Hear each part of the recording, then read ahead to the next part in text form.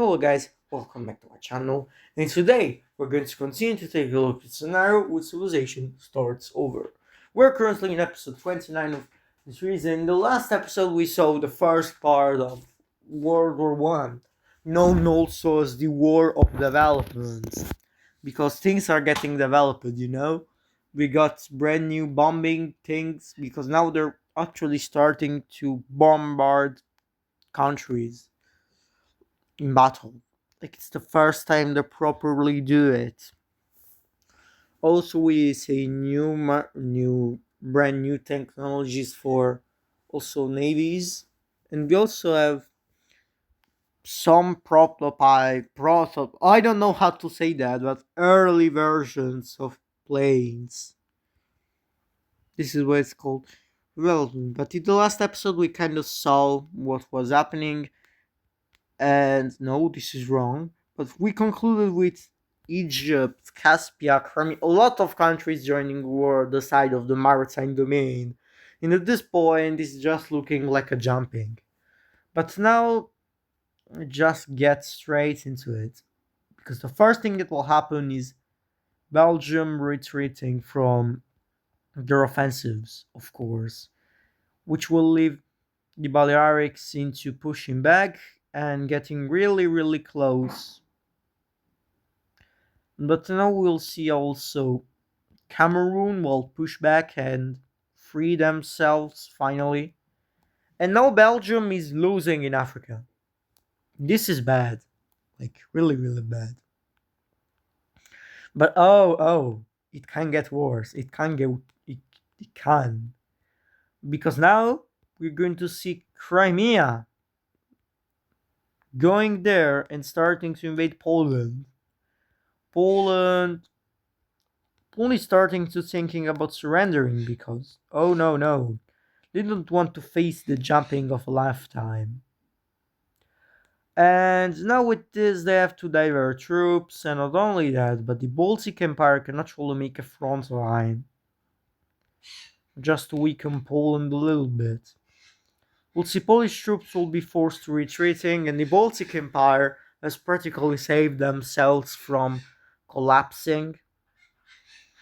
This is not going well. But Poland will keep fighting because they have to keep fighting.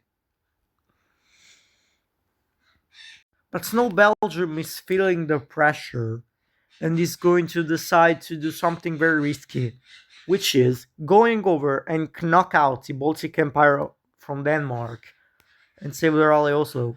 They understood that maybe attacking the Balearics is useless, but going over here might do stuff. So they go over here, they make a big offensive with big navy, and they will start pushing back. The Baltic Empire will actually get pretty weakened from this. Looks like it might work. Because now Oslo will also manage to do this. And Denmark has capitulated. Oh no. This might turn the tides of the war actually. Because now they will make a landing in this part of the island and will get really, really close to capture Copenhagen. They do a pretty gruesome naval battle for the island, and surprisingly, the Baltic Empire manages to knock the Belgian forces out. Somehow, some way, maybe with West Russian reinforcements, they managed to win the battle and to stall the offensive. But the damage will still be a lot because Oslo will try to force out Malmo into capitulation. They will fail, but this is doing lots of damage. Over here, the front is not stalemated because Kola is pushing back. With Kola pushing back, the battle is kind of ending. So not only that, but let's go quickly to the Asian front, where China is failing to push. China's army is outdated and not exactly the best one. China was doing that well only because of the surprise effect. But their army, the people also didn't dislike the war, and now the country is going into chaos. Sure, Caspia is here locking in and giving a hand, but it's not enough for the people, which didn't want a large scale war. And for this reason, oh no. Well, what's going to happen is that China is forced to pull out of the war because they have some chaos they need to fix. And with China pushing, they were pulling out of the war, the Belgians gain all this land back. But some Belgian troops don't respect the conditions and somehow manage to go over here and go over the Himalayas. And this is making China extremely mad. Their government, oh, we'll see. But after that, Belgium will just quit and they will try to make an offensive against the Balearics, which actually works. And it looks like the tide of the war might actually turn. Or does it? Because in Africa, oh no, oh no, the influx of troops is just massive. Like it's extremely massive. Egypt will roll over into Kenya, while Sudan will finish up Uganda. The Congo Belga is officially captured. Belgian Congo. So see, Burundi can capitulate, and now only Tanzania is left. Zanzibar gets captured, and this sense, the African front has ended with the Balearic Empire victory. 7 minutes in, and one front is closed. This means the troops are going to be stored. In the Americas was actually a kind of stalemate that didn't do that much. Meanwhile, Archangelsk is now sending aid to the Balearics in Asia, which is massive and big. And peak also. But now we will see that the Balearic Empire will enact a small offensive, which has actual decent success. The Belgians don't have that much troops, so they get pushed back. And they're risking it. They're risking to lose very badly, which is not something they would want to. But some will see that Poland is trying their best to beat the Baltic Empire, and has now reached this land. And oh no! Wait, no way.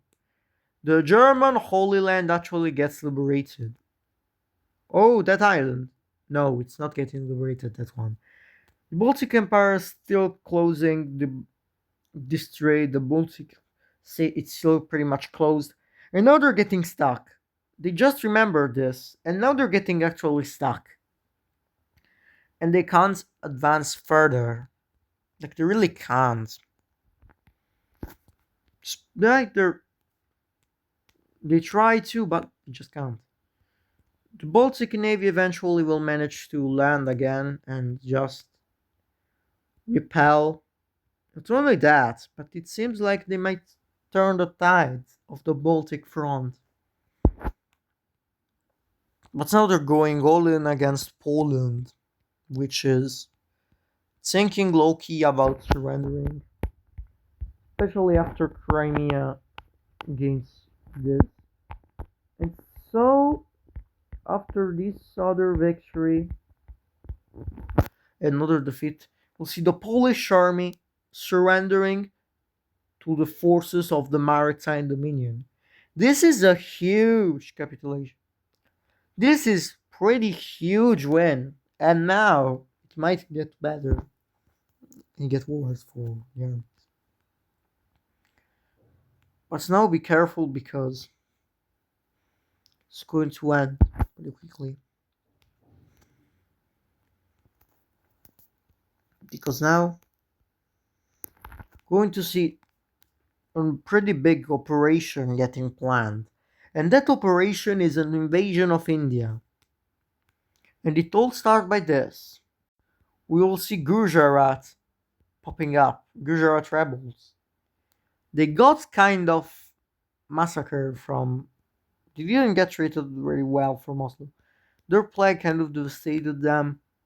So these are pretty weak groups, and they get most of them get jumped,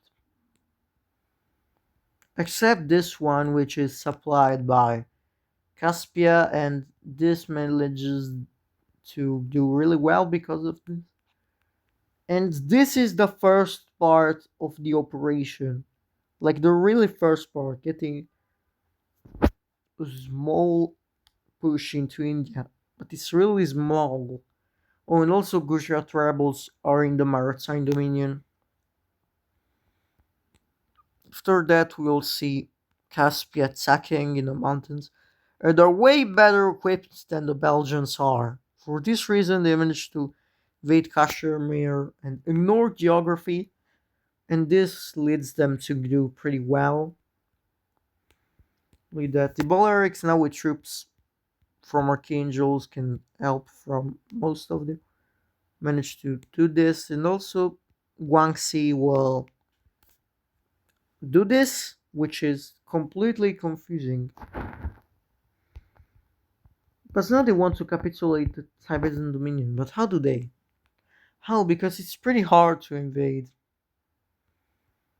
Sure, you can invade Kashmir, you can weaken this part, you can just capture it. But the rest, well, they will think about it. But now the operation is ready. We'll see Balearic troops landing over here to liberate India once and for all.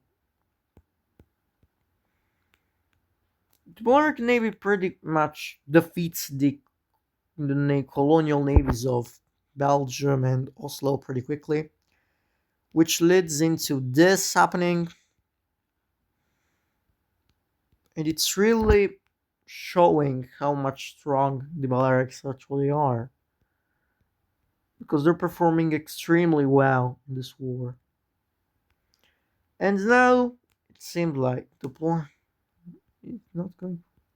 Now all the coast is being captured. This is the first part of the plan. Now we'll see another one. As we see Egyptian navies landing over here and getting ready. This will make this part rebel. And these are some Gujarati people, but not really. But Gujarat just falls over to the rebellion forces. So this is just showing how much strong. Well, the Egyptian navy is also pretty strong navy. Actually, probably the second best navy in the world. And those lyrics are also pretty the strongest ones. So these two guys together, yeah, they're absolutely destroying everyone. This operation is still pretty massive to take part, but it's working. As the marching dominion is getting pretty aptly seen by the people, which see them as liberators of the countries, I guess. And this, ladies and gentlemen, Oslo colony has fell. Only Canada is left for Oslo. Oh man, big, big, big, big, big, big, pretty big. Belgium now is the only thing left, and it's a big land, sure, but it can't be supplied because it doesn't have sea access.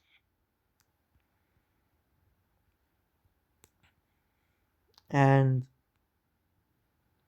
the borders have supplies from everywhere, so they can just. Sure, the Indian population is a lot, but they're mostly against the Belgians. So this is why Gujarat can easily insert back their domain. What's left is just Tibet, which is in the middle of Belgium, but at this point they might low-key break away. For this, they're now functioning as something different. We'll take a look at them later, but this is over. The front has ended, actually. This Asian front is over. 15 minutes in, another front has fell. In the Americas, Belgium has thought they could do something, so they did a small counteroffensive, but now trench warfare is in Belgium too. So, like in North America, there's also trench warfare. So the war is getting stalled out. Probably in 1895 now. So another 2 years have passed. This war is getting long, but they don't really want to end it because they know they can win this. So now they're planning something for Europe. First thing the Baltic Empire will do is to liberate themselves from Oslo over here, where we see Kola finally pushing back. And the front is officially closed for Oslo. Now they might lose this. The northern front is finally over. Maybe. But they still have to fight pretty harshly. Because now Oslo knows that the war might be over. They need to knock out the Baltic Empire. If they don't, it might be over. Ireland is sending aids, but they're not really doing that. Well, they're fighting naval battles with the Balearics without seeing much success. Because they aren't really that strong. Like, they're a strong country, but they're not that strong.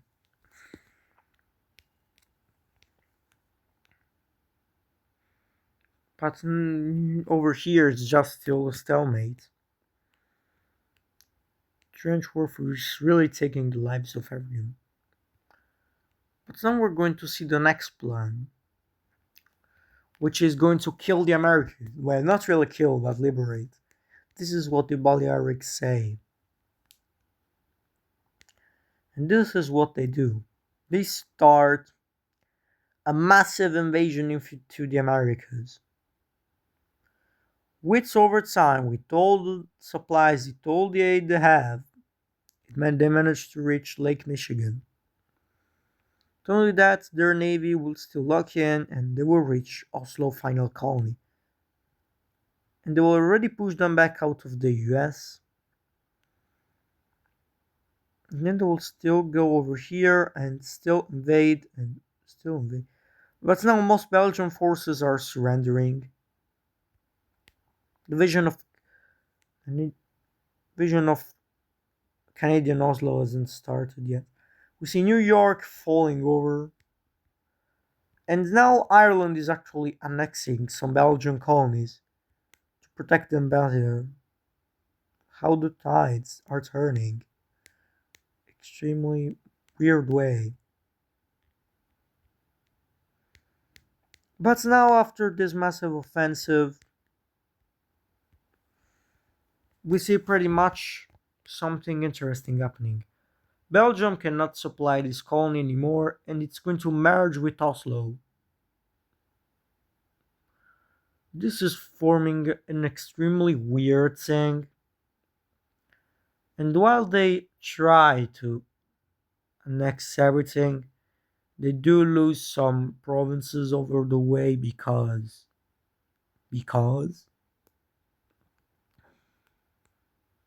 so we see the Balearics conquering all of this, and then they start another campaign over here and reaching this. And here we go.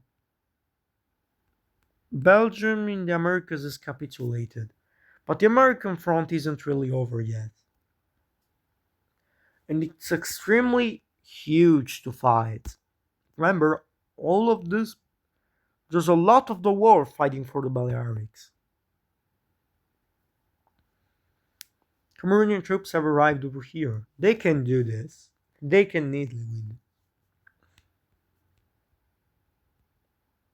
But now the Baltic Empire is going to do something pretty risky, but they will still do it. They will march over here north. This will be known as the Northern Offensive, of course. Kola will also. I can't. I can't really do. I don't want to do occupation forces for Kola, so deal with this. Just use your imagination. But the northern march, the northern offensive is a success, as we see the Baltic Empire reaching the Arctic Circle, which is a lot, like extremely big. Stockholm wants to join in, but they're too scared. Lapland is too scared, like they don't want to join.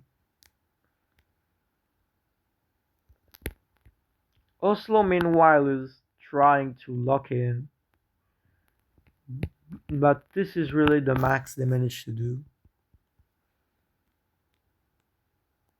Like here, they do advance a little bit, but they can't do much.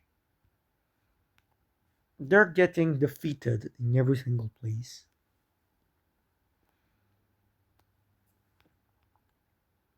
But now, Balearic Empire decides that it's time to capture the weak underbelly of the CTO, which is Ireland, of course.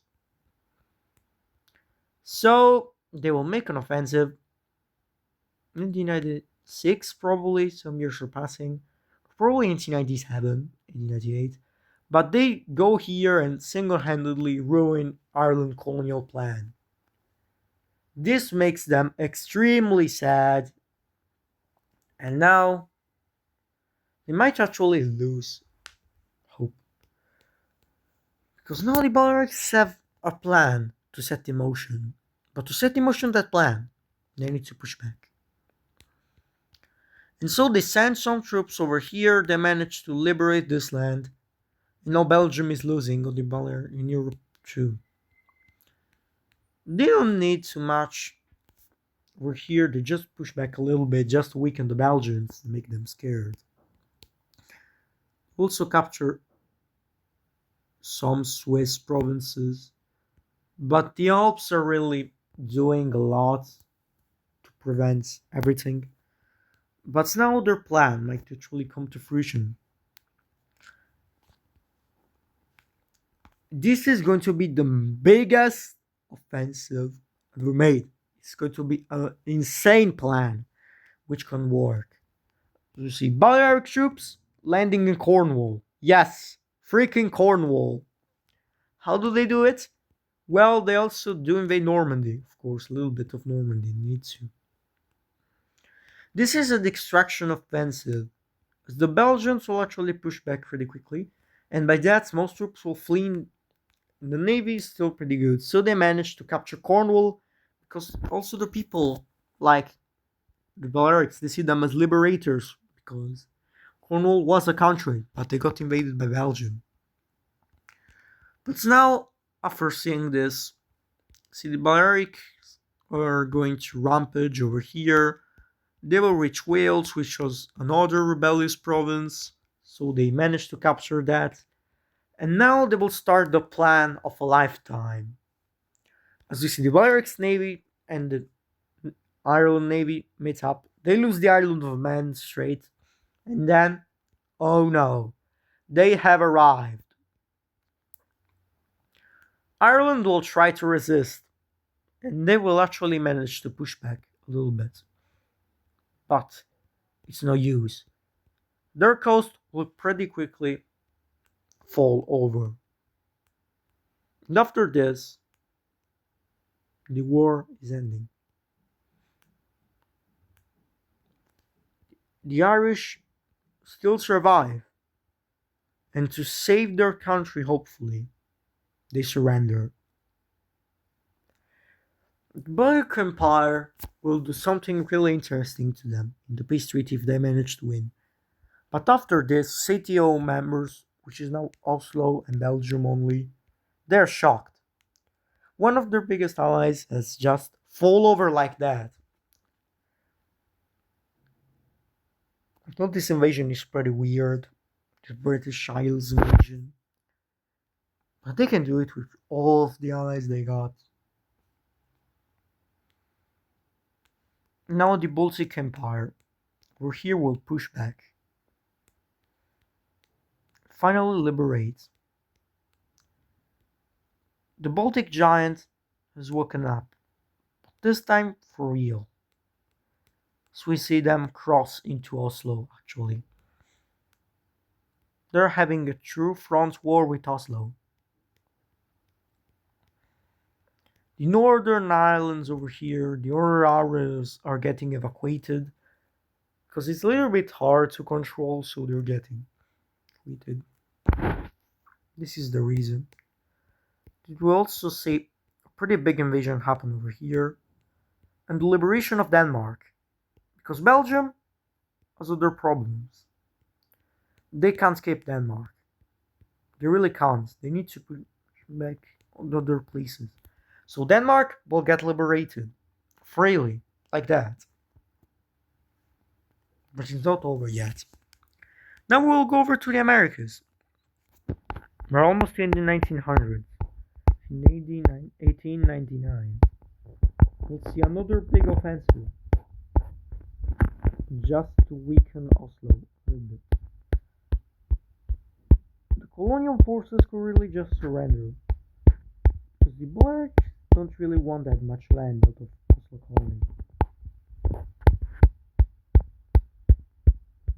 because they know they're going to be very unstable after the war.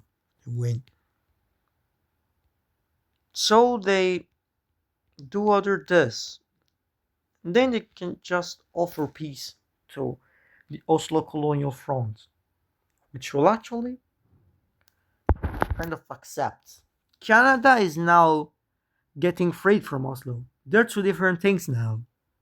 So it's too far away and there's other problems. Canada is a free country now. And to depict that, here we go. Canada is now free. Also, this part has been occupied by Archangels, but we see this. Canada is now a free country, officially, an independent country, the first independent country of the Americas. Oslo is absolutely mad about this, but they can't really do anything. They got other problems to focus on. And now only one front is left, the European front, which now can end really quickly. The Balearics will start with an offensive in Normandy. Then, the trench warfare is going pretty much to end. The Alpine Mountains are hard to cross, so Switzerland just gets encircled and it frees. Switzerland is freeing themselves. They are no longer Belgian, they're Swiss. It's only that we'll see that the British Isles are pretty much tired of living under Belgian rule, and they're getting liberated pretty quickly. So this is what we're seeing. But it's not over yet. As we see, the Baltic Empire will, of course, manage to liberate themselves. They will start a small push to one land that once was the Netherlands. Then they will start attacking Oslo, which is going to get pretty much clapped around. And now they're getting defeated, officially. Although Sweden has been lost, the northern offensive is still continuing, but it's like extremely cold, so now they're starting to stop, but it's insane. It's inoffensive. And now we'll see a think this is actually no. These are Faroe Islands. These are the Shetlands. I think they will join up with Scotland. While Iceland and the Faroe Islands are still free. Greenland. Greenland is now actually free from Oslo Dominion. We have another independent North American country. But now, first we will see. Some crosses into Germany are made. And Germany will join in on the side of the Maritime Dominion, just to reclaim their land. They've been waiting for this chance for a pretty long time, and their army is actually pretty well trained for being a small country now. But they were waiting for this. Despite they lost their capital Lara, they still want their land back, and it's a pretty easy way to get it by doing this. Now all of these areas fell over, and only the Benelux pretty much is left, because the British area gets evacuated by Belgian forces. All the British Isles have fell over to the Balearic Empire.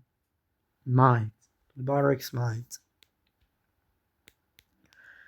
Now the Baltic will still march, and they're getting close to Oslo, the capital. They want to do it on two fronts now. They're still going over north. They're actually pushing in more north than south, because north is less defended. South is where most of the population lives. This is why a massive is conducted. Oslo cares about their people, though. They really do. They're a good monarch after all. Our islands break away. Iceland will also break away from Oslo. And now we will see Oslo King making the King of Oslo making a pretty important decision. The most important is his life. We have decided, dear citizens of the Oslo Empire, that our grand nation cannot fight anymore.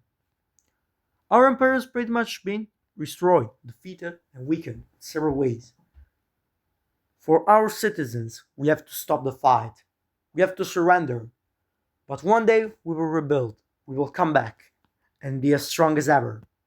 This is the final message of the King of Oslo in the 1901. Oslo has officially surrendered, but not only that, the CTO will also be dissolved.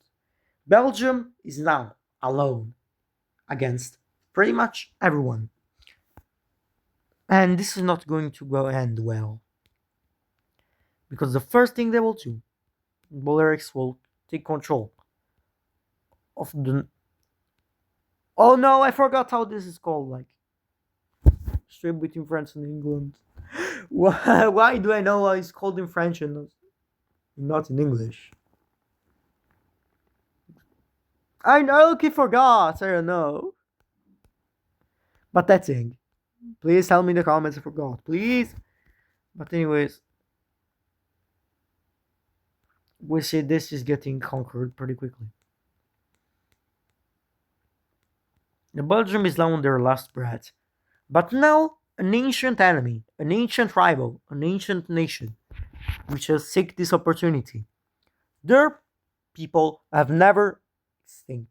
They never went extinct. They still survived in groups, despite their pretty much millennium dominion of Belgium. Like the 1700. No, wait, no. 700 years. For 700 long years, they have been under Belgian dominion. For a long time, since the War of the Sailors. Ladies and gentlemen, the Dutch country has rebelled. Yes, they have finally decided to rise up against the Belgian rule.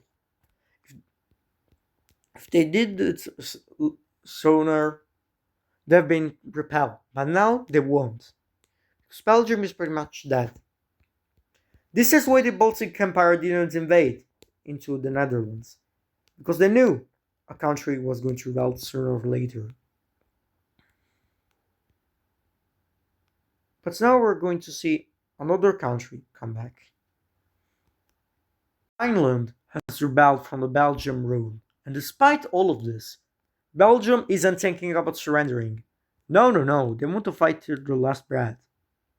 Alsace-Lorraine will get quickly captured, Luxembourg will get liberated, and now a final push to the Belgian capital is going to get led. The Dutch will now push in. After centuries, they will use their army, which is basically their people, and they will manage to do this. But now, here we go. Only Belgium is left. The battle of their capital. A strong country for a long time. A dominated country. Country that dominated everyone and everything.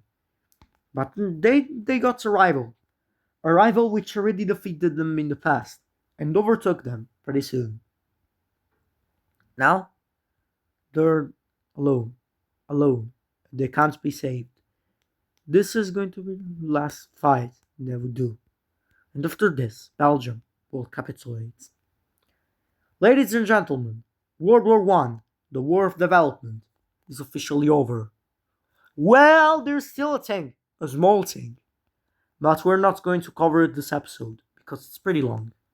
But now, ladies and gentlemen, I'm going to warmly welcome you into the new episode, the new peace treaty, the new map, the post World War One era. The Age of Empires is officially over now, and we're going into a new age, the Age of Domination, I guess? The Age of Domination, which is going to be a pretty small era because something else is going to come up after this. But it's 1902, and a 12-year long war. It's finally over. Let's take a look at the peace treaty. This is the peace treaty, and whoa, that's a lot. But let's start with the Americas, where we see that the Balearic Empire has annexed a lot of land. Canada is free. This is Archangel's puppet. Whoa, I forgot to sign it, I guess, but I don't know. But then we see this New York country get freed. It's new, it's free, it's a new country, independent. This is a colony of the Baltic Empire. The Baltic Empire wanted a colony in the Americas really badly. We really saw a bunch of what happened in the war, and it was pretty massive. We already saw in the past that they won't try to colonize, but now they actually did colonize. They got a small port, which is going to be extremely hard to control due to them. What will happen with them? Take a look at Europe later, even though I spoiled a lot. But here we see in Africa that Cameroon is expanded greatly, is unstable. Blair Empire didn't really expand that much in Africa. I mean, they got land. They didn't really desire that much. They got Madagascar. They got all of South Africa, basically. Rhodesia. Tanzania is independent. Kenya is independent. Somalia is back, but I forgot the religion and color. Egypt did gain some land because they still had some imperialist things going on. So, as I was saying, Egypt was a little bit imperialist. They still had imperialist regimes because they're not really democratic yet. So they still wanted to snatch some land. But Qatar and Arabia did get freed too. And also all of India is kind of free. Gujarat is back, new countries. Bangladesh is back, Myanmar is back. Tibet is now kind of free. It still has the same color because it's the Belgian people essentially controlling it. But it's still free now. Now we see that some Indian land got conquered by Belarus. Next also Sri Lanka and basically all of the Tamil area and a portion of the Indian coast. Guangxi did expand the next Taiwan. Also, Japan got an island because why not? Kinzo did annex the country that was there, the Orange Country. While Siberia is now a puppet of Archangels, which is gaining power real fast, quickly. And not only that, what else? Persia, these three countries also got free. I'm going to talk about this later. Europe. Europe is massive. Wales is back.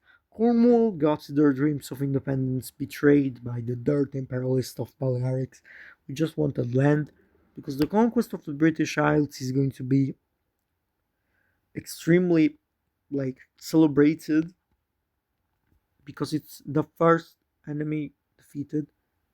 Talking about Ireland, which didn't lose that much in Europe, they only lost the Isle of Man to Wales of all countries.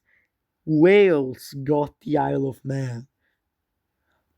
Well, Ireland exists, but they also got England now.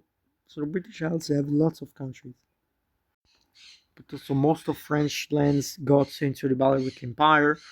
Genoa did expand into North Italy. Swiss is free. Switzerland is free. Also see this German country form. Rhineland country is back. Germany expanded a lot. This is like Stuttgart, I think, also right there. We see also Dutch. The Netherlands are free, and with all their ancient land. Belgium still exists, and it's a fragile. Belgian monarchy got jumped in the invasion, so they're kind of without a leader now. They're extremely fragile now, and something is going to happen to them soon. But we see that the Baltic Empire did expand a lot, annexed lots of land. Kola did annex a bit of land. Oslo did lose this upper part, but Oslo overall got way better deal than Belgium did because Oslo didn't get any army restrictions. No, they're chill. Well, Belgium did get army restrictions. Why did they get? Because they're scared of Belgium. They do not want another Belgian empire. They do not want another. But now, most other things are going to happen in episode 30, which is strictly. It's basically the post-war start of the Age of Domination. But now we see also this. This here are communist Chinese rebels. Yes, the ideology of communism is officially born as these Chinese are extremely communist and they want not to take over the country but just to get free, as this government isn't really that good. It's an early version of democracy which doesn't work. So yeah, this is kind of a democracy, but not really. The form of democracy that we know today still isn't war. But see ya, because for this episode is all. The war of development is mostly over other than the Chinese Civil War. But see ya in the next episode.